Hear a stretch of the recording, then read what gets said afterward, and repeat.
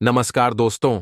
आज हम आपको ले चलेंगे एक ऐसी अद्भुत अंतरिक्ष यात्रा पर जहां विज्ञान, साहस और दोस्ती के साथ एक रोमांचक लड़ाई भी होगी। तैयार हो जाइए, क्योंकि ये कहानी है अंतरिक्ष की अद्भुत यात्रा की। बहुत दूर भविष्य में, जब मानवता ने अंतरिक्ष की गहराइयों में यात्रा करना सीख लिया था, तब एक युवा वैज्ञानिक था जिसका नाम था आर्यन। आर्यन को अंतरिक्ष और तकनीक के प्रति गहरा जुनून था। उसने एक ऐसी स्पेस शिप विकसित की थी जो ब्लैक होल्स और समय यात्रा के रहस्यों को खोजने में सक्षम थी। आर्यन ने अपनी टीम के साथ एक मिशन पर निकलने का फैसला किया। उनका लक्ष्य था आकाश गंगा के सबसे अंधेरे हिस्से में जाना, जहां किसी ने कभी कदम नहीं रखा था। यह मिशन खतरनाक था, लेकिन आर्यन और उसकी टीम ने साहस के साथ इसे स्वीकार किया। अंतरिक्ष में यात्रा करते हुए उन्होंने कई अजीब चीजें देखीं। विशाल ग्रह, चमकते सितारे और एक रहस्यमयी ग्रह जिसे उन्होंने जायरा नाम दिया।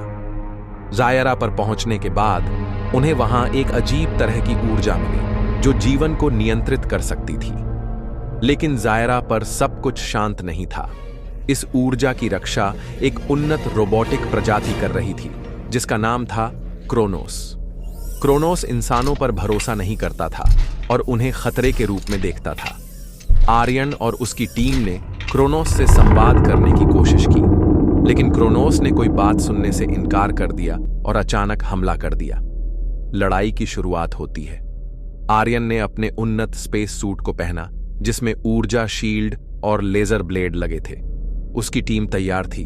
थलिया के पास लेजर गन थी और लियो के पास एक ऊर्जा ब्लेड था जो किसी भी धातु को काट सकता था। क्रोनोस अपने विशाल रोबोटिक हाथ से आर्यन पर हमला करता है। आर्यन कुशलता से बचते हुए ऊर्जा शील्ड का इस्तेमाल करता है, जिससे पहला हमला चकमा जाता है। आर्यन तेजी से पलटवार करता है, अपने लेजर ब्लेड से क्रोनोस के धातु के बाहरी कवर को काटता है। लेकिन क्रोनोस ज्यादा ताकतवर था।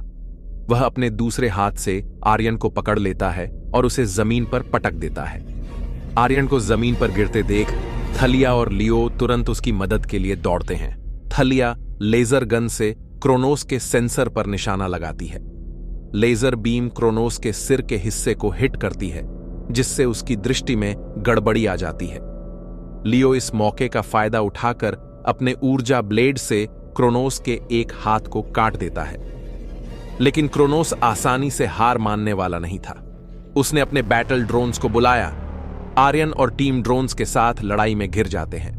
आर्यन अपने ऊर्जा शील्ड से ड्रोन्स के हमलों को रोकता है और थलिया अपने लेजर से उन्हें एक एक करके गिरा देती है।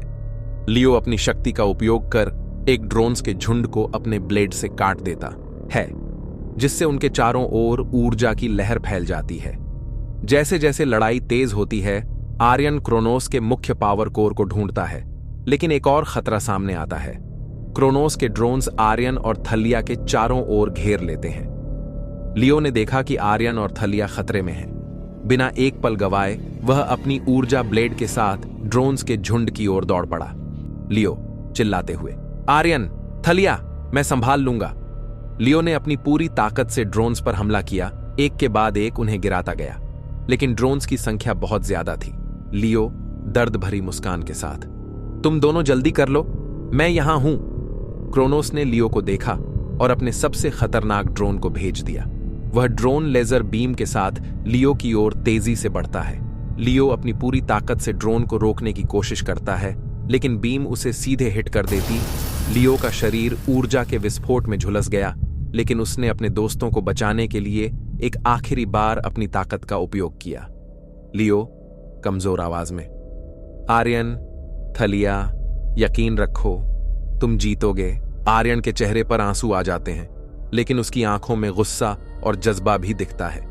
आर्यन दृढ़ आवाज में, लियो, तुम्हारा बलिदान बेकार नहीं जाएगा, मैं वादा करता हूं। आर्यन क्रोनोस के पावर कोर की ओर दौड़ता है। वह अपनी पूरी ताकत और लियो की यादों के साथ क्रोनोस के कोर को नष्ट कर देता है। क्रोनोस के सिस्टम्स बंद हो जाने के बाद लड़ाई खत्म हो गई थी, लेकिन जायरा पर एक अजीब सी चुप्पी छा गई थी, जैसे ब्रह्मांड ने एक सांस रोक रखी हो। क्रोनोस का विशाल धातु का शरीर धीरे धीरे गिरने लगता है।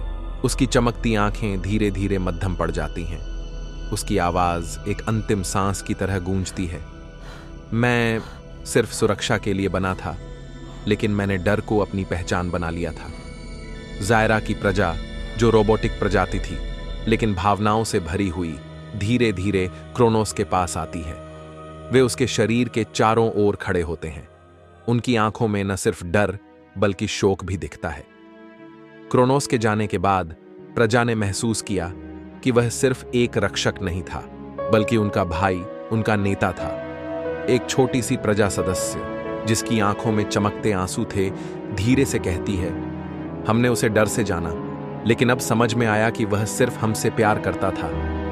एक और प्रजा सदस्य उसके शरीर के पास जाकर अपनी धातु की उंगली से क्रोनोस के हाथ को छूता है, जैसे वह आखिरी बार उसका स्पर्श महसूस करना चाहता हो। आर्यन और थलिया धीरे धीरे आगे बढ़ते हैं। उनके चेहरों पर भी क्रोनोस के बलिदान की गहराई महसूस होती है। आर्यन झुकता है और कहता है, क्रोनोस, आपने सिर्फ जायरा की रक्षा नहीं की, बल्कि हमें भी सिखाया कि सच्चे रक्षक वही होते हैं जो डर के बावजूद लड़ते हैं। क्रोनोस के सिस्टम्स से एक अंतिम संदेश निकलता है, मैंने जो कुछ भी किया वह प्यार के लिए था, अब मुझे शांति मिली है। जायरा की प्रजा मौन हो जाती है, उसकी आत्मा को श्रद्धांजलि देती है। क्रोनोस की मृत्यु ने यह दिखाया कि असली शक्ति सिर्फ ताकत में नहीं होती, बल्कि प्रेम, बलिदान और साहस में होती है। कभी कभी सबसे बड़ी लड़ाई हमारे डर के खिलाफ होती है, और सबसे बड़ी जीत होती है किसी के दिल को समझने में। अगर आपको ये कहानी पसंद आई हो तो लाइक बटन,